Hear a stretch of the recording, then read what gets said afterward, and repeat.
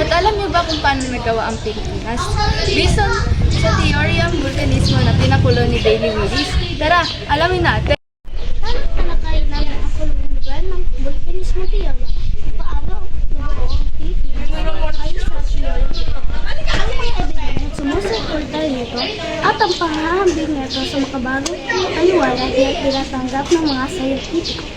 Ngayon, sisimulan natin sa kalulugan ng volcanismo teorya. Ang pagpagputok ng mga bulkan, lumalaki ang mga naipong bato at lava hanggang magbuo ang mga isla.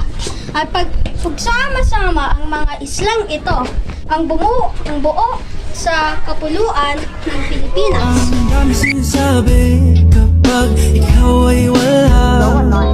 Lakas-lakas kiligin ng kapal ng